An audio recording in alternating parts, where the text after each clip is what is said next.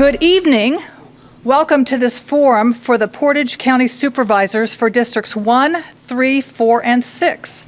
My name is Sue Buck, and I'm a member of the League of Women Voters of the Stevens Point area, and I will be the moderator for this forum. The League of Women Voters is a political but nonpartisan organization. The League's primary purpose is to encourage voting by registering voters, providing voter information, and advocating for voting rights.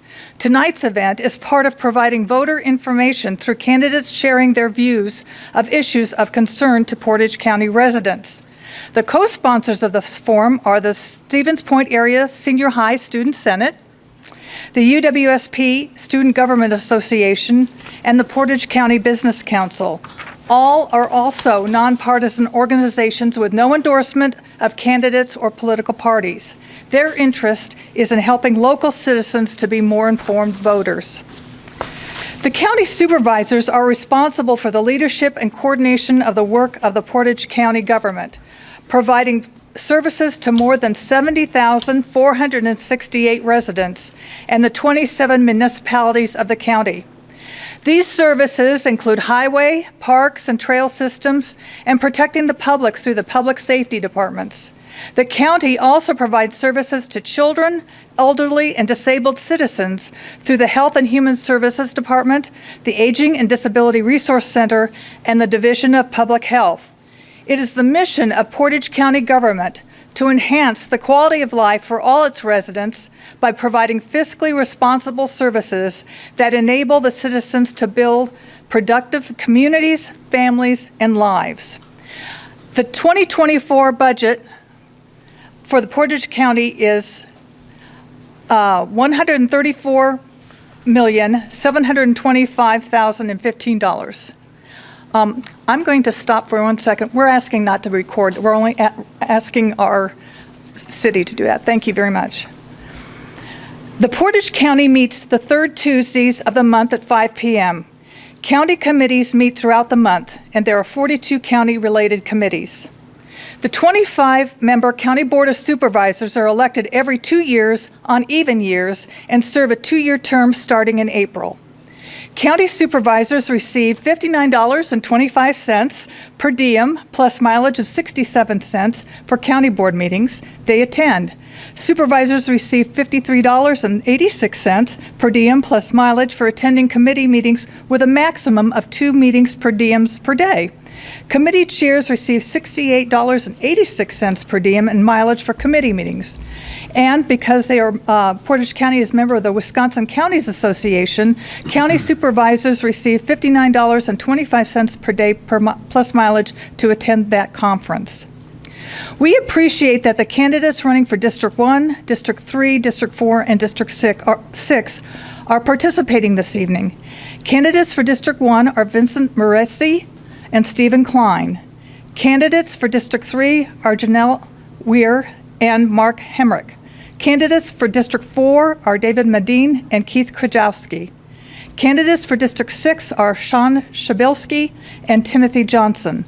Unfortunately, Timothy Johnson is not able to be here tonight because of family commitments. Keith Krajowski shared with me yesterday he was unable to attend because he is sick. To provide the most time to hear from the candidates and to provide a fair and equal opportunity to answer questions important to you and this community, I will review the format, time, and terms of this forum. This has also been reviewed with the candidates. Each candidate will first have 1.5 minutes to introduce themselves and make an opening statement. They will have 1.5 minutes to respond to questions, and I will repeat the question if you need me to do so. Candidates will respond to some questions submitted by the forum sponsors and then questions from the audience. Questions from the audience must be addressed to all the candidates. If you want to submit a question, please motion to one of the ushers in the room along the side, and they'll give you an index card and a pencil. The League reserves the right to review and screen questions for relevance and to avoid duplication. We have 2 timers, and they're in the front row in front of the tables. A green folder will be held up when the time starts. A yellow folder will be held up when there's 30 seconds remaining, and the red folder means time has expired. Candidates may finish their sentence, then please stop so the next candidate may begin their response. Candidates are asked to keep their remarks germane to the questions and fair to the participants. The moderator reserves the right to interrupt to ensure that these ground rules are observed. The order of response to each question will be rotated, and we will alternate candidates to answer the first question first. The order of opening statements will be chosen by random drawing of the candidates' names. We use a high-tech system. As I've already stated, participating in tonight's forum are Stephen Klein, Vincent Maressi, Mark Hemrick, Janelle Ware, David Medine, and Sean Shabelski. And we will now begin with a 1.5-minute opening statement from each candidate. And the first one will be Stephen Klein. Somehow I felt that was going to happen. I'm Stephen Klein, running for District 1. I've lived in this area. It doesn't work in the room. It's for the camera, so he'll have to talk louder. I've lived in Stevens Point for most of my life. Left for a short time for the military and lived in Jamaica for a little time after that. I own 2 small businesses, a construction company and tree service. I'm on the board at the Isaac Walton League, a conservation group, and state delegate for that, and was voting nationals delegate for last year's national convention. I'm also on the Zoning Board of Appeals. I'm running for county supervisor because there's been a lot of infighting, and I'm hoping to bridge some gaps and try to negotiate some differences. I'd like to thank my opponent, Vinny, for his 7 years on the county board, but I think it's just time for some new ideas. He's been chair of the county, I'm sorry, red card means stop, or, all right. Well, I'm sure we'll get there. All right. Thank you. And the next is David Medine. Good evening. It's a pleasure to see all these smiling faces and people that are fully participating in other ways throughout the community. Thank you very much. I recognize a lot of faces, friends and acquaintances. I appreciate your interest. I've been on the county board for a number of years. I have served this area and just want to give you a little flavor of what my interest is because of the area that I live in. I'm grateful to the residents of this district, all of whom live within a 10-minute walk of where we sit tonight. They have made this area the heart of the county by enthusiastically offering a sense of belonging to all of our neighbors. And we do have a lot of neighbors in this area, and just because of the moderate income housing that is available. And so the old timers, some of us that are old timers, are very welcoming, and I notice that when I'm out talking to people, how they will introduce me to one of their neighbors who is very young. Anyway, I think that I'm running out of time on here, but I just simply want to state that they are anchoring our neighborhoods they are anchoring our neighborhoods where their families thrive, businesses start, and hundreds of workers congregate. Thank you.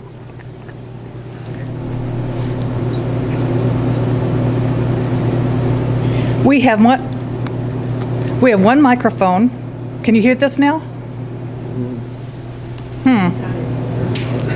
It's on. And so I was going to try to make that work, but I guess it won't. Electronic shutdown.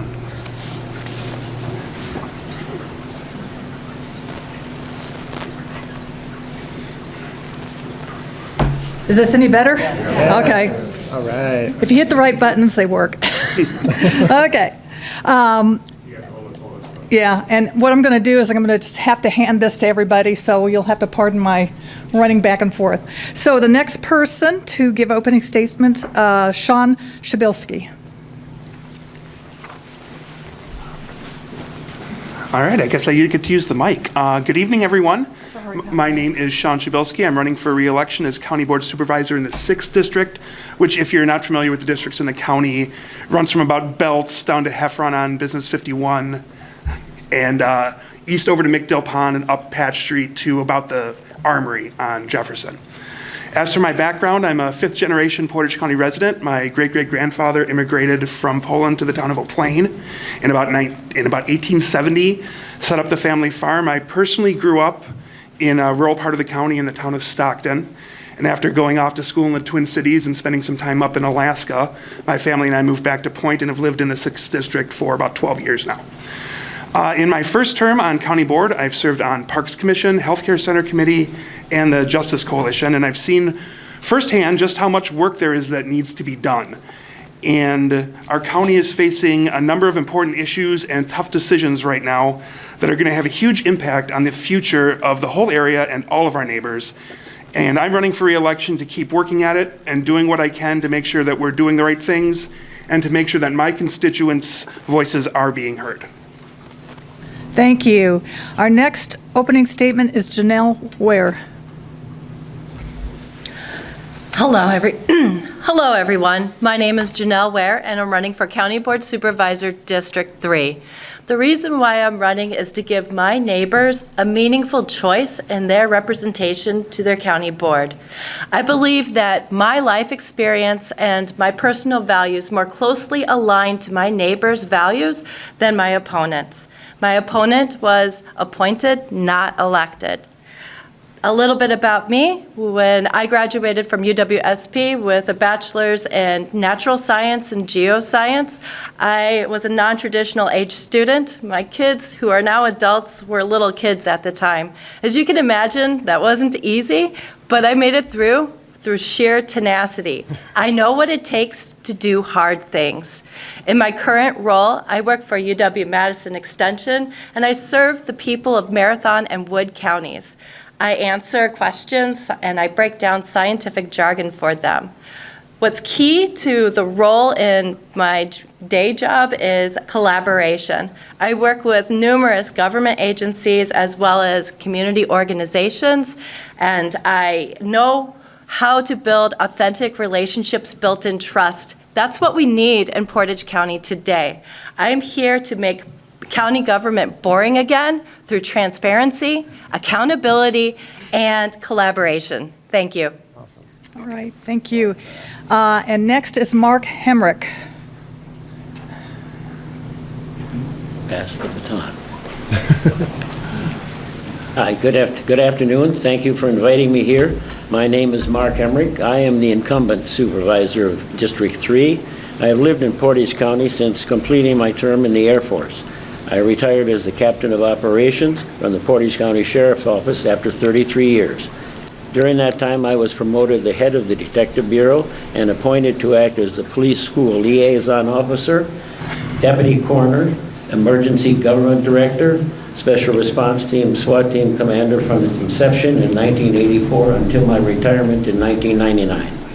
My wife, Mary Vaughn, and I were long-term special needs foster care providers for 34 years. She was also a self-employed business owner in Portage County for 25 years. I moved here with my family in 1963 to attend Wisconsin State College, now UWSP, and we liked it so much we never left. Over the years, we have developed amazing friendships and relationships that have further strengthened our ties to this community. We raised our children and grandchildren here, and my 2 sons still live here. I am proud to be a member of this great county, having dedicated my life to the service of this community, and I would like to continue my service to Portage County as the board supervisor and finish working on my goals to better serve our citizens. All of the roles, responsibilities, and experiences gained throughout my life and career have provided me with great perspective as to the needs of our county residents. Okay, thank you. And finally, Vince Moresi. Hi, folks. My name is Vincent Moresi. All my friends call me Vinny. And I've been your District 1 supervisor for the past 7 years. During that time, I've fought for all Portage County residents, regardless of party affiliation, to have a voice in how their county delivers its services, collects taxes, and conducts itself. I'm running for re-election to the Portage County Board of Supervisors because I sincerely believe that politics can be a vehicle for improving people's lives, especially during this time of increased skepticism about the role of government in society. My goal is to inform voters, inspire optimism, create change, and deliver results to the people of Portage County. From getting nearly every referendum on the ballot since 2017 to ask voters for their opinions and permission, to asking tough questions on the board floor challenging the status quo, to advocating for working folks and people who need critical services, and doing all this while volunteering at local organizations, running a small business, being a loving husband, and raising 2 remarkable kiddos. I really do believe that the work that I'm doing is truly selfless service. I hope to continue serving by earning your vote on April 2nd. Thank you. Thank you. And we will start with the questions.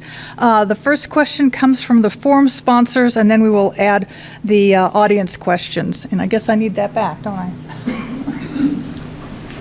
Thank you. And we will start with David Medine. And the question is, an offer to purchase land for a new Portage County jail has been made.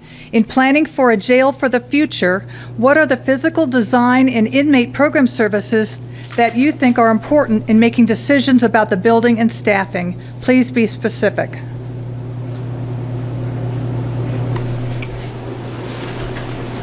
I'm sorry, I may not answer that question directly because we're not at a stage where there's been much discussion on that, and I want to make sure that there is discussion before I make too many comments on that.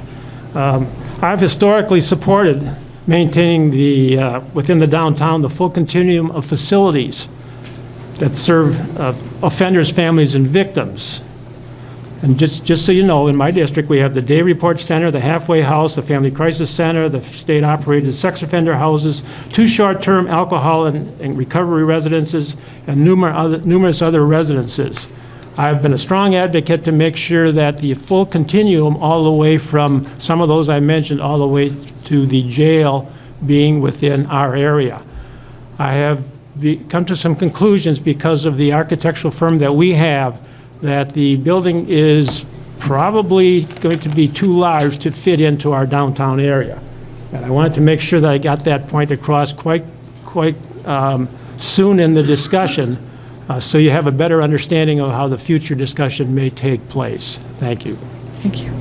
Okay, the next person to answer that question will be Vincent Moresi. We'll just go down this way. Great, thank you. I agree with a lot of what Dave has said. I think we all agree that the county needs to address a jail and law enforcement center as soon as possible. The disagreement is how we do that. My approach would be to look directly at the philosophy and of criminal justice reform and incarceration reform before we actually buy land over 7 miles away from the current courthouse. If we do that, we're going to be building a jail, way far away. We're going to have a lot of increased transportation costs. We're going to have a lot of increased burden on the people who are incarcerated and their families when they're trying to connect with them. And also, there's the National Institute of Corrections provides free resources for local, state, and federal jail projects. And unfortunately, Portage County has yet to engage with this organization. I think it's critical to dialogue with these folks and make sure that we're setting course for the best possible jail and law enforcement center and justice center possible. Until that's done, we're kind of just steering a ship blindly out in the sea. I think in regards to services, we have to make sure that we're stopping. Thank you. Sean Shabilsky. Okay, I think, as Vinny said, I would think we can all agree that a new jail is desperately needed. And actually, one of the very first things I did when I was elected a couple years ago was I happened to know somebody that worked down at the jail, and I'm like, hey, can I come take a tour? So I ended on being there, over my lunch hour, and I think I ended up spending about 3.5 hours there, talking to everybody down there, and I got to see just how desperately needed a new jail is. And one of the things that struck me most is that we have this deal with Wapaka County where we're sending inmates there. Well, any inmate that we send there, because we're paying for those spots anyway, so we try to keep them full, but they're not getting the services that we're able to offer them here in the county. So one of the most important things that we can do by having a new facility is just have everybody here and close to home and, getting them the services they need. As far as the structure of a jail, I think we really need to work with the experts. There's a lot of great information out there and resources. I've heard talking about a pod system. It's going to help us be more efficient with our use of law enforcement agents that are actually there watching. They're able to see more of what's going on with more efficiency and just the use of staff. I think there's a lot we can do. We just have to have the motivation to look at the design really carefully and see where we're going, since we desperately need to build this facility. Thank you. Janelle Ware. So again, echoing the fact that we're not utilizing the resources that are readily available to us, I would encourage everyone to just Google NIC. Bear with me just a second. Google NIC, that's November India Charlie, NIC, New Jail Planning. You can see those resources also. So number one, what the National Institute of Corrections recommends is a whole site selection process that's laid out step by step. Step one is to develop a site evaluation criteria. 2, identify potential sites. 3, conduct preliminary evaluation, and then 4, select the recommended site. It sounds to me like Portage County has skipped what the experts have suggested or laid out as best practices, and we've jumped right to step 4. With what we can gain from utilizing the best practices of the experts is transparency. Transparency is embedded in every step of the process. And it's there to ensure the safety of the staff, inmates, and visitors, as well as accountability for our tax dollars. The current jail was supposed to hold 130 inmates, and at opening, because there wasn't the oversight necessary, there were only 79 beds available. Here it is, 30 years later, and we're making the same mistakes. Okay, thank you. Mark Hemrick. Thank you. As a 33-year member of the Portage County Sheriff's Department, I'm not sure, are you on? Yep, Yes. you're good. I can tell you that where the site we're looking at right now is close to I-39, close to B Highway 54, and would be a very good location for the Sheriff's Department. The Sheriff's Department and the jail does not have to be in the center of town. The center of town where the jail is right now has 200 and some residents within a quarter mile. Where we're building the jail now has 1 resident at the time within a quarter mile area. The jail in the 90s, through short-sightedness, they built a jail that was at or near capacity the day it was opened. We have spent $13 million transporting prisoners and housing prisoners in other counties since 2001. A proposal last year or earlier this year was to spend $180 million to build a jail, law enforcement center, and courthouse, and that failed. What we need to do is build a jail and build it now. And I've been assured by the current sheriff that will be manned. The manning will man the jail much better because of the configuration that we're going to build. Thank you. And Stephen Klein. Well, not leaving me a lot to say. So as it was stated earlier, the jail we have now was built below capacity right from day one because, again, lack of oversight. we need to make sure that we have the proper oversight in this. We also need to make sure that we are able to negotiate between the city and whatever, where we locate it. Downtown is not necessarily ideal. I kind of like having the courthouse in downtown because I live near there. And so it's really convenient for myself. But for the majority of residents, I'm not certain that's necessarily the case. Again, sheriff's deputies need to be able to get in and out. Downtown is mired with one-way streets.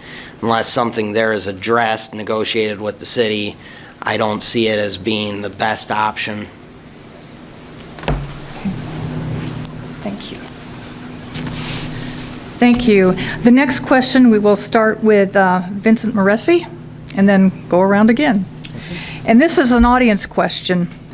In review of county board meeting and committee recorded video, it is apparent that county supervisors have, on occasion, created a hostile work environment for county employees. How will you champion an appropriate work environment if elected? Thank you. Thank you. Yeah, as you know, Portage County has been in the news way too much lately, and it all boils down to our integrity, our moral compass, and elected officials being held accountable for their actions. It's never okay to bully, belittle, or harass anybody. We've all learned this in grade school. Leadership in the majority of our board condoned these despicable behaviors. They told our staff that and the public that it's okay for elected officials to bully and harass staff when they delivered this toothless punishment to our offending supervisor. The time for this time of casual racism, misogyny, and off-color comments, it's over. There's no place in our community for this type of behavior. It's time for Portage County leadership to start taking it seriously, or perhaps consider stepping down. The solution to this is holding ourselves accountable. We went through a tumultuous and disgusting code of conduct violation in our county, and we had one of the best employees in the entire state leave because she was sexually harassed by one of our county board supervisors. It was despicable behavior, and we can do better. Thank you. Okay. Sean Shabilsky.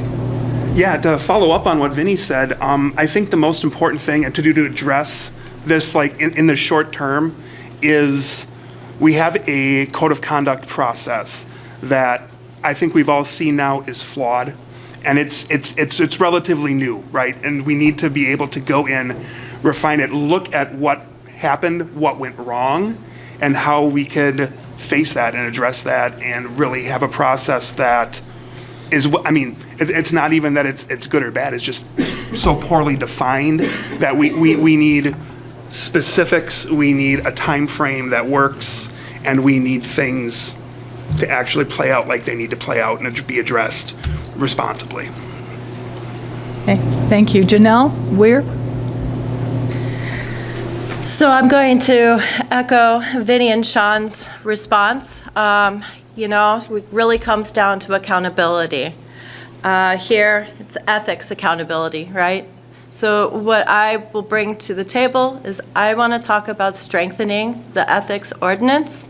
And I also want to consider the idea of increasing the training that's available, or making it so that way, maybe encouraging colleagues on the county board to take part in those trainings that are already available. Because as an educator, as I mentioned, I'm an extension educator. As an educator, I believe that learning is lifelong, not a punishment. Thank you. And now Mark Heimrich. Thank you. I was appointed, as you heard, to the county board, so I wasn't here at the time that this alleged violation took place. So I can't speak for that, but I am currently on that committee, and I can tell you that I have not seen any hostility directed towards anybody in the room during the time I served. I know that we have an ordinance in effect to cover that, and we will be fine-tuning that down the road so that we make changes. I couldn't add more to that, except I don't know any more on that issue, so I'll pass on that. Okay, thank you. Stephen Klein.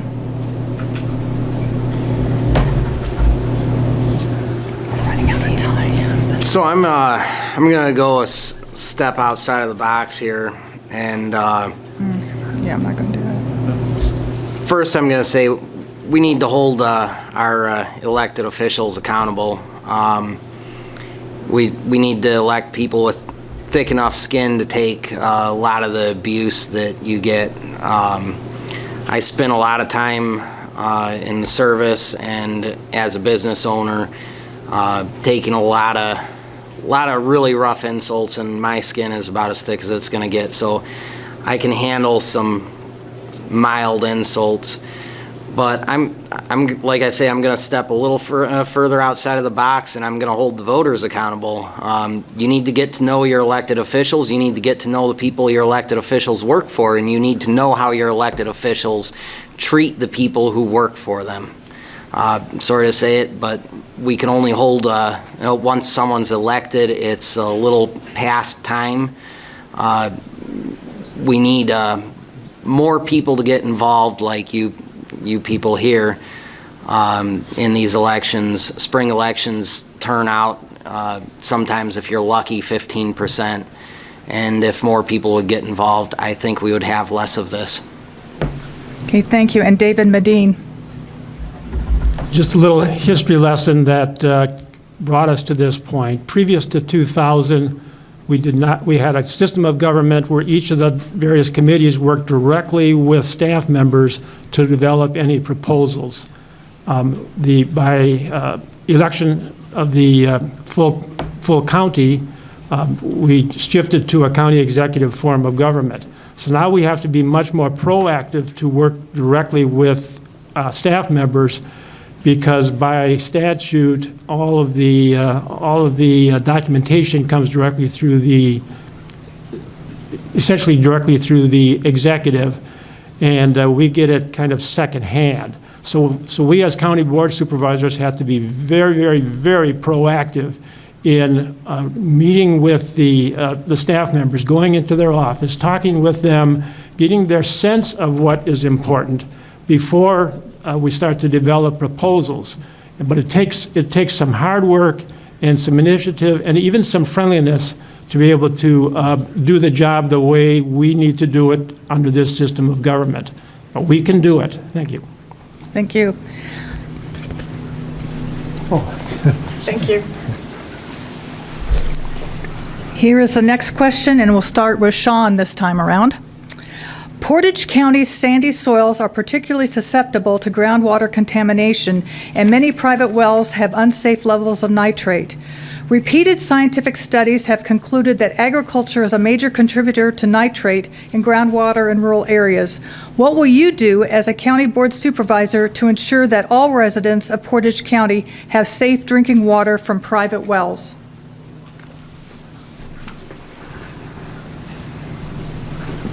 Well, as some of you may have heard before, this is actually the primary reason that I first got involved in running for county government a couple years ago.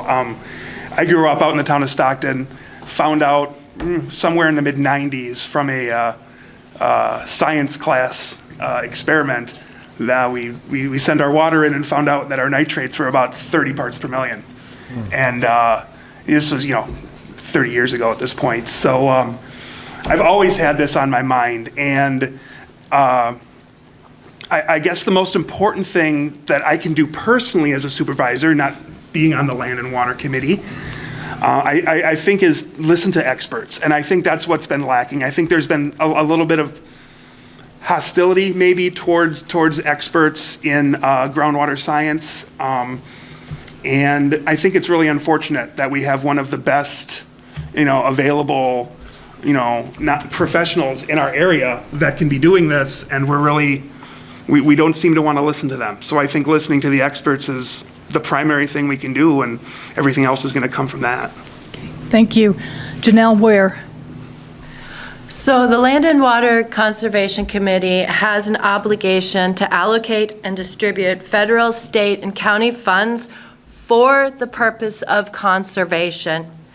My educational background is geoscience and natural science. I make my decisions based on data, not feelings. This ties back to transparency, one of those core values that I said I will be bringing to the county board. I can back my decisions with data, not feelings. I'm a systems thinker. I like to think about the big picture, and I think about how different aspects of when we think about the groundwater problem, all of the different aspects that are fed into it, as well as are contributing and are affected by it. Treating the source is the most cost-effective and sustainable option available to us. I will always seek out experts, and I will tap into resources that we have available, which we've got a lot of great, amazing people right here locally that we should be asking for help. And that's part of what the collaboration that I will be bringing to the county board. Okay, thank you. And Mark Hemrick. Thank you. And you hear me? I'll tell you right now that the Land and Water Committee is monitoring wells in the Nelsonville area and has been doing so for a number of years, long before I started on the county board, and they're trying to correct the problem. I'm also aware of the fact that our current county board chairman worked together with the county and the last county executive and set aside $500,000 for ARPA money for a program for all county residents, so that if you have a problem with your well, you can get a reverse osmosis system and you can have it pumped clean. As far as the Land and Water Committee, what I didn't mention earlier is I've seen more aggression coming towards the committee than I have from the committee going backwards. And I don't believe that this alleged person that was in charge of sexual assault never filed a complaint, and therefore that's purely, at this point, nothing. Okay, thank you. Stephen Klein.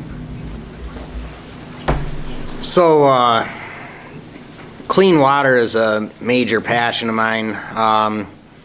I've lived in countries where nitrate levels have poisoned the drinking water to a point you can't drink it without special treatments, and been stationed in countries where the water was even worse.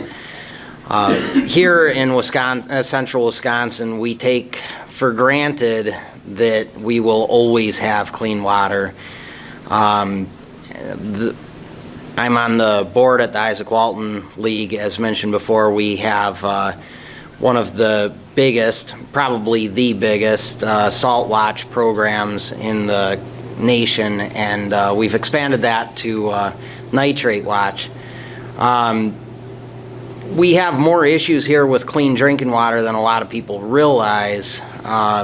For instance, the Mill Creek has chloride levels that are toxic to all life right now, and trying to get the county, which it's actually coming from out of county, or the state to do anything is an uphill battle, and I look forward to taking that fight to them. Okay, and Dave Medine. A little bit of history again. I guess I'm the one. Dr. Shaw was the guru of water quality, and he has been at it for 40 years and made it very clear to us early on what our real problem is, and it's agriculture. We didn't really do much with it until 2017, just a few years ago. We adopted a groundwater management plan. And then in 2018, UW Extension with George Kraft, who has been Dr. Shaw's successor, developed a county well water quality report. So as a result of that, we went overboard. I shouldn't say, we shifted our focus on municipal wells because we had such a good report on it, to the maybe a little bit of the detriment of working with private wells. But we do a good job with municipal wells. We have recharge areas that we prohibit contamination sources within the recharge area all the way out to 20 years. 20-year transportation of groundwater and contamination. And then in 21, we started to work with Nelsonville, and I think we're doing a pretty good job with that, but that's so isolated, but we're still waiting for the results on that. But our job is, at least in that area, when that results come in, there will be an action plan, and we need to work with Nelsonville clearly to implement that action plan. Thank you. And Vince Moresi. Thank you. Just to clarify, the nitrate contamination is not an isolated incident in Portage County. 24% of our wells are contaminated with nitrogen. And it is the mission of the Land and Water Conservation Committee to protect, conserve, and enhance Wisconsin's natural resources by advocating for and supporting county conservation efforts for current and future generations. Basically, clean water is a fundamental human right. Groundwater is a shared natural resource. Under the current gerrymandered Land and Water Conservation Committee, they've proven themselves to be very ineffective in executing this mission through inaction and, frankly, through a lot of bias. The solution here is to change the leadership and restructure this committee so it has representation from all stakeholders, not just folks that they want on the committee. I'd like to see, and I've actually proposed, adding a qualified member from public health to the committee to bring some professional insight to this committee. And I'd like us to enforce our own ordinances, our code of conduct, so we don't have more staff quitting because they're being verbally and emotionally and sexually harassed. I think that's the least we could do for our county employees.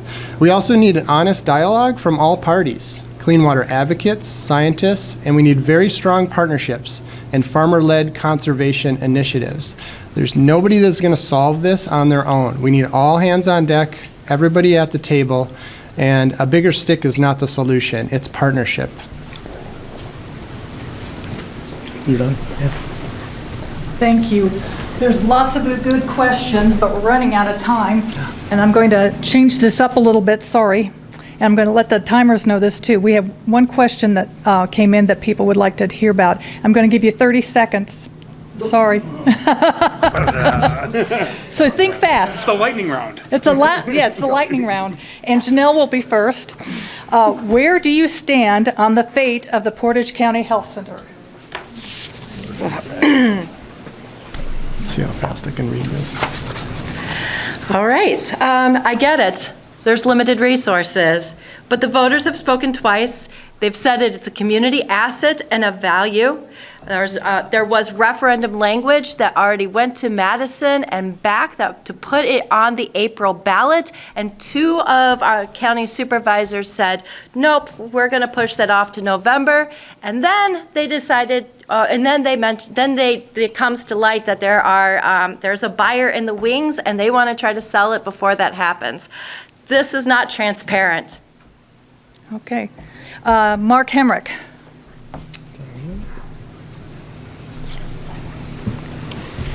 The Portage County's Healthcare Center is a 5-star facility, and I would like to see it remain a 5-star facility. And if it's possible, if we have a buyer who is responsible, will keep the same employees, will make sure that they maintain the 5-star facility and keep the facility in Portage County, we definitely need to take a look at it. If we can do that, we can save the county a bunch of money. $3 million, probably will come up to about $3 million for the last year. Thank you. Stephen Klein. Not going to say a whole lot meaningful in 30 seconds, but I'm going to say there are millions of healthcare facilities that manage to operate with the money that comes in from Medicare and Medicaid at a profit.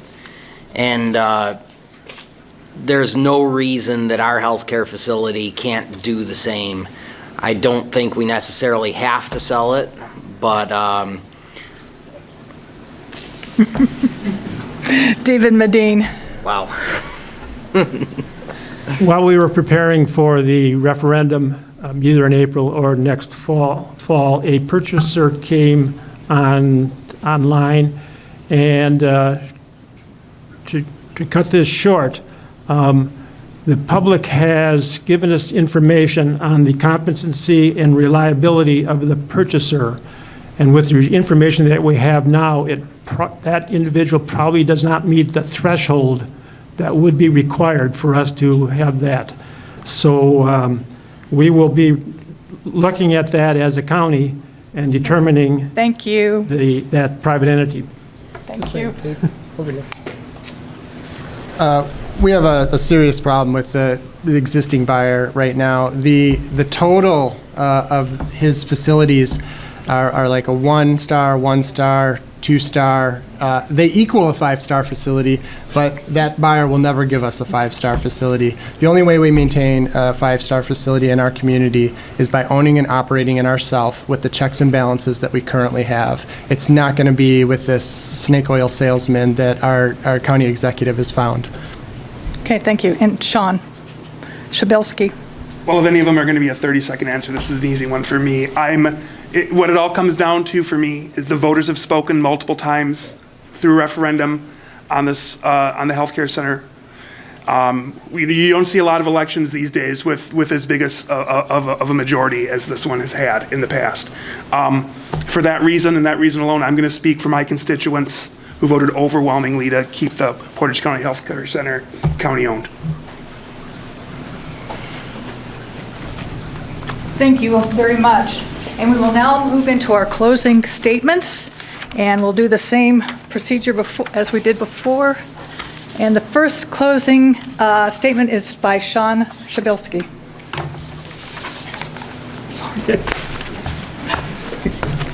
Could have just kept it. Well, first and most importantly, I want to thank the league and everyone who came out tonight to see the candidates, hear our answers to these questions.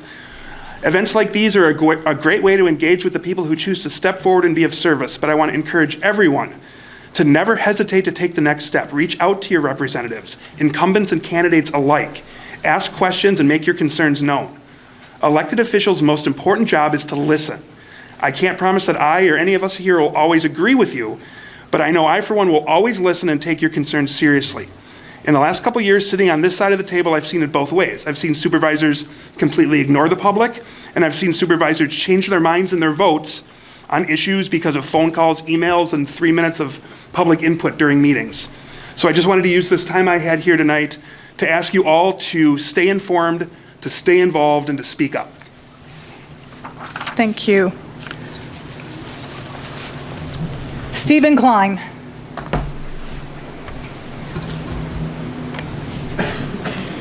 I'd like to thank everyone who made the time to show up. Again, I'd like to thank my opponent for his 7 years and on the county board. I just look forward to hopefully moving the county in a positive direction and resolving some of these major issues we have here within Portage County. Okay, thank you. Vincent Moressi. Thanks, folks. Thanks for coming, and thank you to the league. We couldn't do this without you. You're a pillar of our community. I would be honored to have your vote on April 2nd. As we've heard tonight, there are a lot of opinions and ideas of how things should work and many paths on how to get there.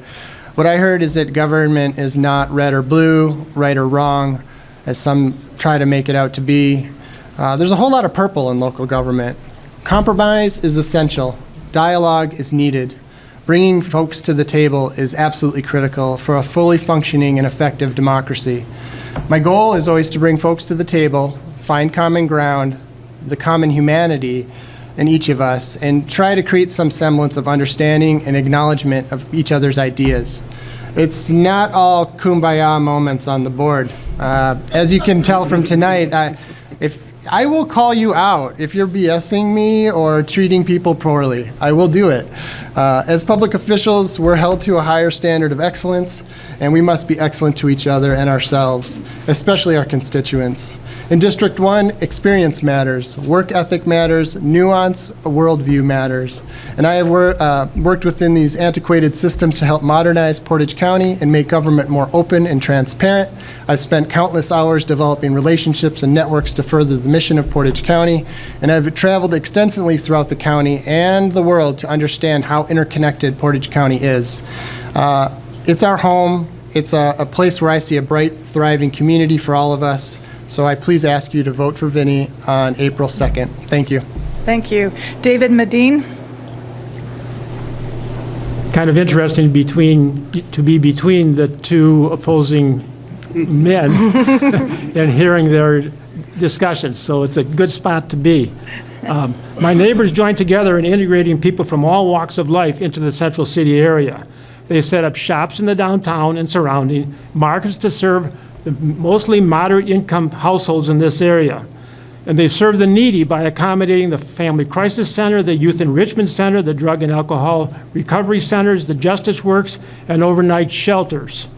My job, our job as a county, is to support these activities by maintaining accessible social services for those who have misbehaved in our area, and to have safe and drug-free neighborhoods so our families can thrive. As a consequence of that, I am very adamant about maintaining the courthouse in this area, even if the jail moves 5 miles away. They will provide that anchor for all the activities that my neighbors are involved in. Thank you. Janelle Weir? Thank you, everyone, for taking the time to learn about me and my desire to serve District 3. Tonight was about inspiring my neighbors to come out and vote for me on April 2nd. The values I want to bring to the county board are transparency, accountability, and collaboration. The decision-making process the current board engages is not transparent. Community engagement is essential to rebuild public trust in county government. I will work to ensure stakeholders are part of the decision-making process, always looking for whose voice is missing. Accountability is critical to rebuild trust in county government. We have already spent untold amounts on the new jail without any accountability for the funds that have already been spent. I will also work to strengthen ethic ordinances and look into training opportunities for all the elected officials. Collaboration is key for trust in county government. For our county board to be functional to everyone it serves, we need to work together and the departments the board serves. We also need to engage residents, the taxpayers, community organizations to maximize our impacts. I appreciate you all for your time. Thank you. And our last, Mark Hemrick. It's coming that way. Last but not least. Yes. Thank you. I'd like to thank you as well for attending this gathering. I'd like to start out by my approach to any and all problems. I listen to others. I gather all the facts. I use critical thinking, common sense, and logic while considering the needs of others to make informed decisions. And I'm going to do the same thing for the healthcare center and whether or not we do or don't purchase it. We have an ad hoc committee that's been appointed to investigate, and all of these things that are showing up from outside may or may not be true, and I'm sure the ad hoc committee will find out about it and find out if this is something we need to look at or if we won't look at it. And if we don't, then we'll take the next step to make sure that the healthcare committee continues to serve with the same 5-level star service it has in the past. I'm going to use the same logic for every problem that we're approaching along with the jail. I will need to keep the want to keep the courthouse downtown, and I think we're going to do that. Also we need to build that facility on the jail, and we need to do it now because the cost keeps rising and going up. And I'm proud of my past service to this community and the contributions. It is my sincere wish to serve our county and its residents as I have done in the past. I know there's a lot more work to be done, and I have the knowledge and experience to accomplish it, and I know that I'm up to the challenge. Once again, I would like to thank you for allowing me to share my thoughts and feelings with you today. Thank you very much. Thank you to the candidates for the time and energy they have invested in running for Portage County Board and for participating in this forum. Feel free to stay to talk with constituents in the lobby as we have another forum in about 5 minutes following this one. Be sure to stop at the candidates table if you are interested in the candidates' literature. On the April 2nd ballot, Portage County voters will also be voting for several other offices, including the Presidential Preference Primary, the Stevens Point Area School District Board, the Stevens Point City Council Alders, the Stevens Point Plover Joint Municipal Judge, and the Stevens Point Area School District Referendum. Also on the ballot are 2 statewide measures. One prohibits any level of government in the state from applying or accepting non-governmental funds or equipment for election administration, and the other provides that only election officials designated by law may administer elections. The League of Women Voters of Wisconsin has a candidate guide, which may be found at vote411.org, and also myvote.wi.gov also provides information about the April 2nd elections and the voting process. So this concludes the forum for the County Board Supervisors, Districts 3, 4, and 6. Thank you, candidates and audience, for your participation and attention. We also wish to thank Seth Hendricks and John Quirk of the City of Stevens Point, who are taping the forum and will replay the forums on the city site, the stevenspoint.com YouTube, and the local access channel. Along with tonight's 3 district supervisors forums, the Stevens Point Area School District Board Candidate Forum and the Stevens Point City Alders Forum will be also on the YouTube site and local access. In fact, both of those are already on the YouTube site. These broadcasts are an appreciated service to area residents.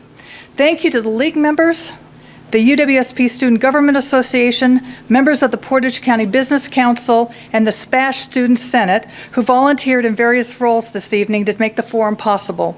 We couldn't do it without all of their assistance. And we also want to thank the staff at Lincoln Center for their assistance and for the use of this meeting room. The League believes that when you vote, you are participating in one of the most basic and important of responsibilities you have as a citizen. When you vote, you are empowering your political voice. So please remember to vote on April 2nd. Your vote does count. Now let us show our appreciation to the candidates and have a good evening.